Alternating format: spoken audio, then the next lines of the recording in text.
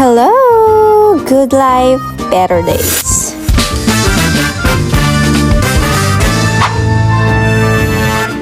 Bakasyon na!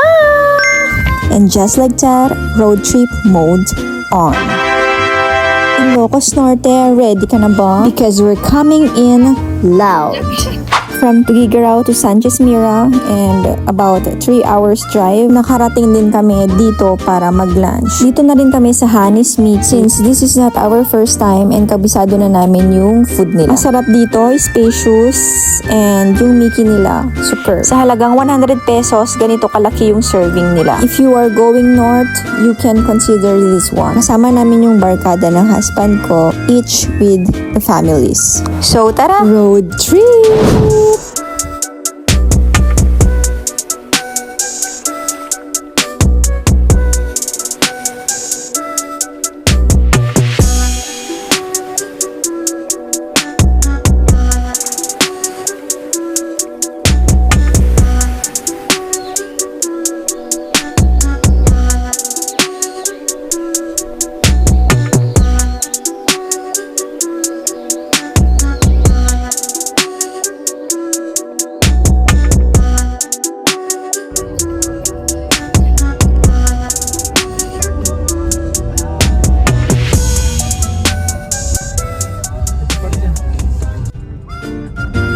After long 5 hours drive, nakarating din kami dito sa Sapphire. Peak season, ito na lang yung may bakanting room that time. So, dito na namin naisipang mag-book. And we are more than 15 packs, so medyo mahirap hanapan ng accommodation. Pero okay naman yung place, spacious, maganda rin yung room, malinis, and okay rin naman yung pool. Kamla kumama, asin na. Apa? Sasawa ko lagi na.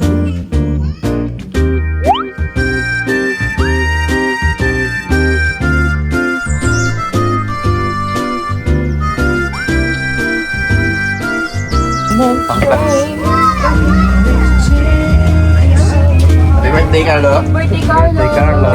Thank you. May cake. Cake. Happy 39th. Kaya ito eh, balik ko. Tanda ka pala sa amin eh. Kuya Carlo.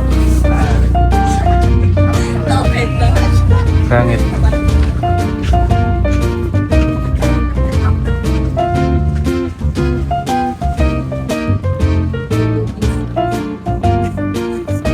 Kiro kay man kapsat. Pangino jo. Chef Carlo. The contractor. Yeah.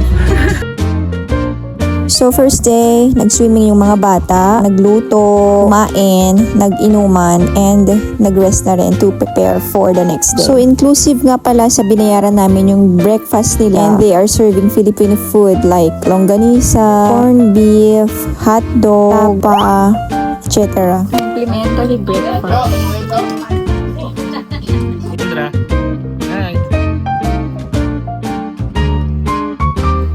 So, ganito every morning, breakfast by the beach. Sobrang relaxing lang kasi while eating, andyan yung dagat, naririnig waves niya. Tapos kasama mo pa yung true friends mo. And then, pag-uusapan nyo yung mga wala.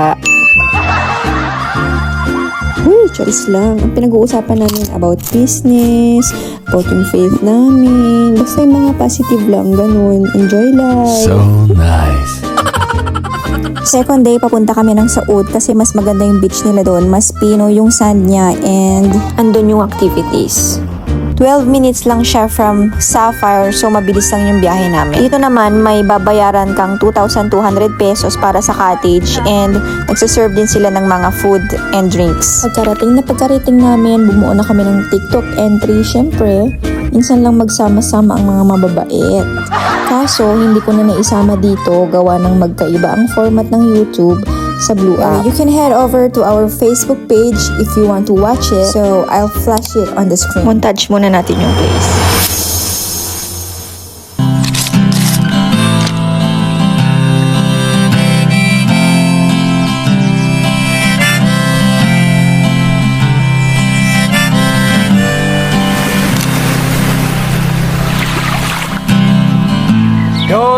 day, gone by night.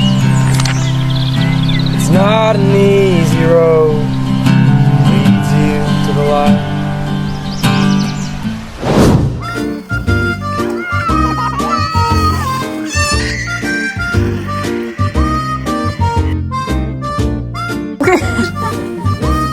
Yo, yo, yo. Oh, tapos na!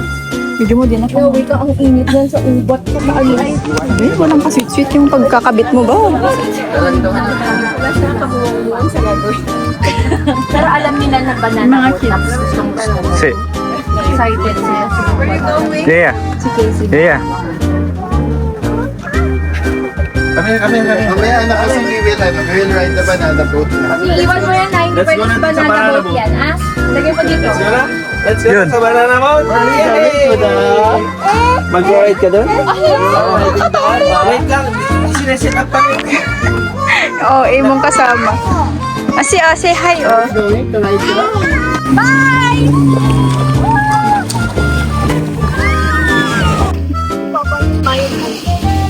Ano yung video? Ang saya! Sana. Ayun na, hindi ko na muna gagawin. So, after ng activities, naligo, pack up, pahinga, yung iba diretso sa hotel, yung iba naman pumunta sa coffee shop. Bilang mga addict sa kape, dumiretso kami dito sa IMA Cafe. Basta yon, recommended to ng friend ko din. Masarap daw ang food dito and in fairness, masarap naman talaga.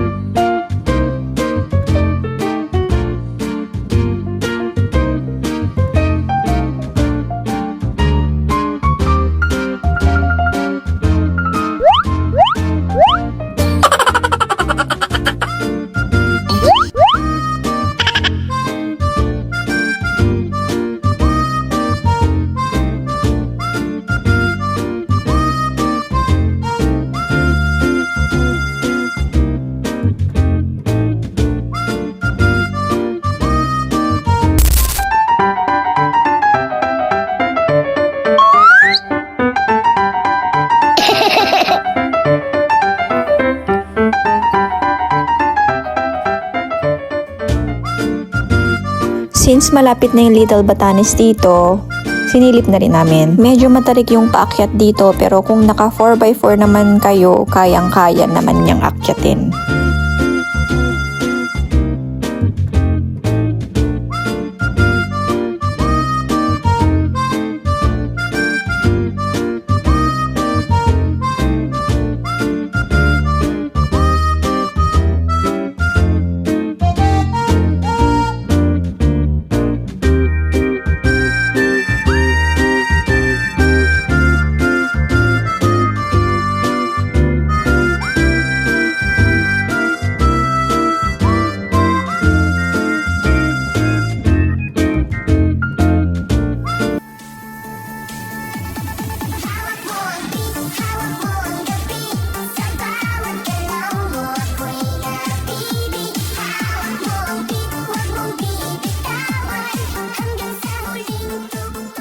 Oh, di ba? Nakapag-entry pa. Iba.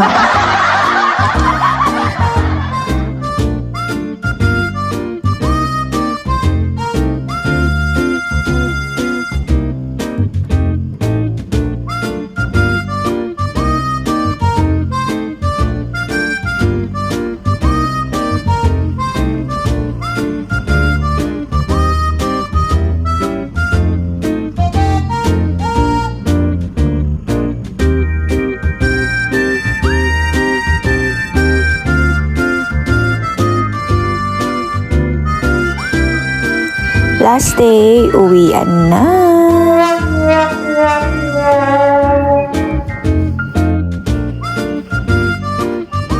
So, So, yung huling gabi, nag-inuman ulit. Pero hindi na na-video kasi medyo masinsinan yung mga pinag-usapan.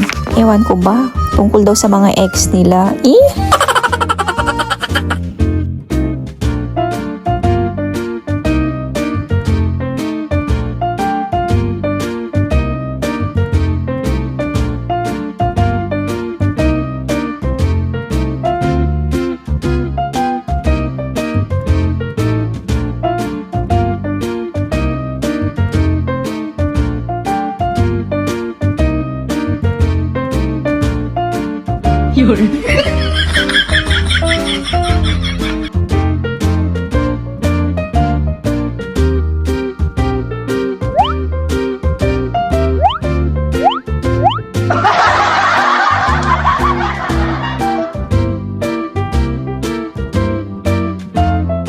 So, ayun, uwian na.